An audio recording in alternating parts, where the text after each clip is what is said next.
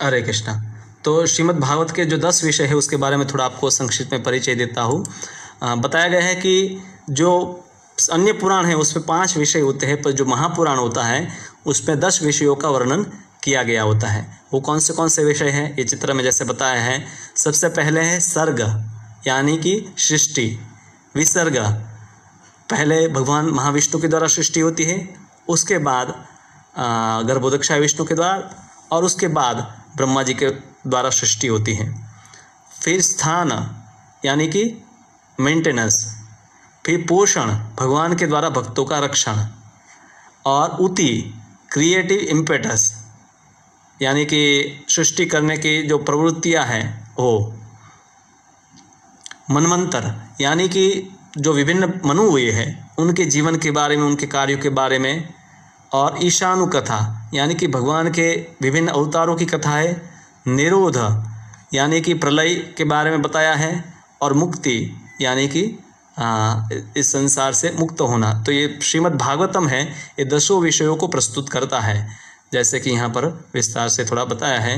सबसे पहले है सर्ग, जो भगवान महाविष्णु जो है उनके द्वारा अपने रोमकूपों से है ब्रह्मांडों की रचना होती है। उनके जो शरीर है उनके रोमकूपों से ब्रह्मांड प्रकट होते हैं, और उस ब्रह्मांड में वो गर्भोदक्षाय विष्णु के रूप में है निवास करते हैं।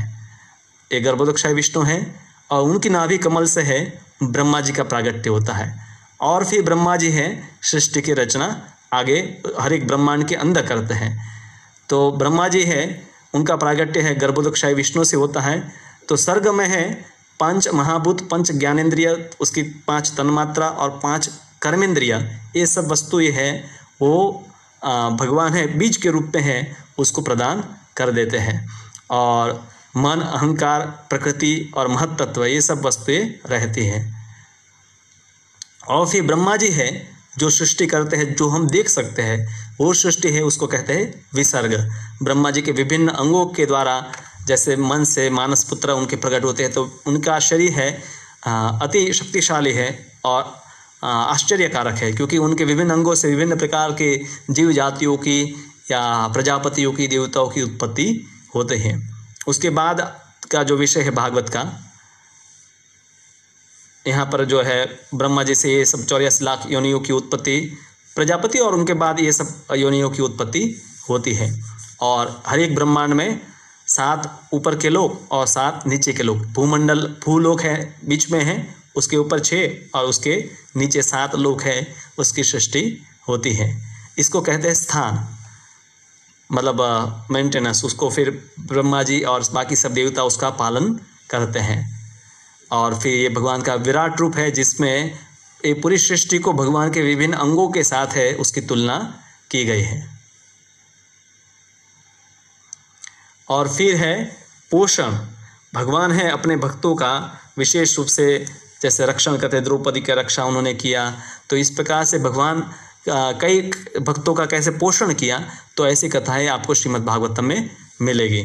और फिर ऊतयः, यानी कि कुछ क्रिया करने की चेष्टा का हम जो क्रियाएं करते हैं उसके लिए अंदर से जो प्रेरणा होती है उसको ऊती कहते हैं। तो ये कश्यप और दीति है, और उसके बाद दीति को के गर्भ से है हिरण्यकशिपु व हिरण्याक्ष का जन्म हुआ। फिर मनवंतर, श्रीमद् भागवतम में 8वें स्कंद में विशेष करके आप देखें तो 14 जो मनवंतर है, मनु है, ब्रह्मा जी के एक दिन में 14 मनु होते हैं। तो उन सब के नाम, उस समय कौन से इंद्र होंगे, कौन से सप्तर्षि होंगे, वो मनु के समय भगवान के कौन से अवतार होंगे, ये सब कथाएं भी श्रीमद् भागवत में आपको मिलेगी। और फिर विभिन्न प्रकार की काल गणना भी की गई है कि ब्रह्मा जी का दिन कितना बड़ा होता है, उसमें कितने मनु हैं, 14 मनु होते हैं। उस प्रकार से ब्रह्मा जी का महीने होते हैं, उन साल होते हैं, उस प्रकार से ब्रह्मा जी 100 साल जीवन उनका जीते हैं। और श्रीमद् भागवत में और ये 8वें स्कंद में जो बात की गई है, 14 मनु हैं। फिर वो मनु के पिता है, उनका नाम है, उस समय भगवान के कौन से अवतार होंगे उनका नाम है, और उस समय इंद्र कौन सा होगा उनका नाम क्या है वो भी बताया। जैसे अभी हम हैं वैवस्वत मनु में हैं, और उनके पिता है विवस्वान जो सूर्यदेव है, उन्हीं के पुत्र है मनु अभी है और उसको वैवस्वत मनु कहते हैं। और इस मनवंतर में वामन अवतार हुआ था और इस समय जो इंद्र है उनका नाम है पुरंदर। आप देख सकते हैं अगली बार जो इंद्र है अगले मनवंतर में वो बलि महाराज बनेंगे। ये भविष्य में जो होने वाले हैं उनका भी यहाँ वर्णन भागवत में किया गया है। फिर ईशानु कथा श्रीमद् भागवतम में क्या कि भगवान के कई अवतारों की विस्तार से कथाएं, चाहे वो वराह अवतार हो, वामन अवतार हो, नरसिंह अवतार हो, तो इन सब अवतारों की, इवन भगवान राम के अवतार की कथा, कपिल अवतार की कथा, तो विभिन्न अवतारों की कथा और उनकी शिक्षाएं इत्यादि विस्तार से वर्णन किया गया है। और फिर निरुद्ध भगवान हैं इस सृष्टि का नाश करते हैं। जैसे मौसल लीला में भगवान ने यादव का नाश किया, महाभारत का युद्ध हुआ, या कई बार प्रलय सृष्टि का होता है जिसमें पूरे संसार का नाश होता है। तो ये विभिन्न समय पर होने वाले जो प्रलय है इत्यादि का भी श्रीमद् भागवतम में वर्णन हमें मिलेगा। और मुक्ति अंत में जैसे परीक्षित महाराज भागवतम सुन रहे थे और भागवतम सुन के कैसे वो भगवत धाम में गए, उनका भी वर्णन है श्रीमद् भागवत के 12वें स्कंद में वर्णन होता है।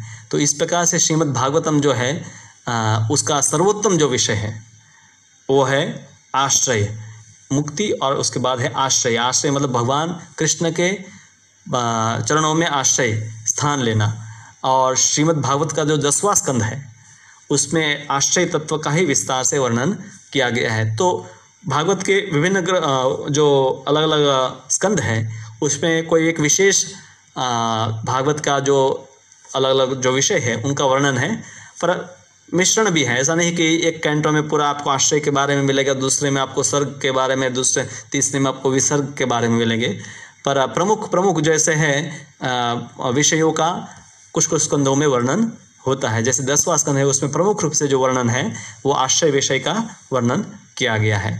तो इस प्रकार से श्रीमद् भागवतम जो है उसमें 10 विषय का वर्णन किया गया है और इसीलिए श्रीमद् भागवतम जो है उसको महापुराण की संज्ञा दी गई है। अन्य जो पुराण होते हैं उसमें 5 विषयों का वर्णन होता है, पर श्रीमद् भागवतम जो है उसमें 10 के 10 विषयों का विस्तार से वर्णन किया गया है और ये पुराण भी काफ़ी विस्तारित है। तो अब है आपके कोई प्रश्न है तो उसको हम कुछ समय के लिए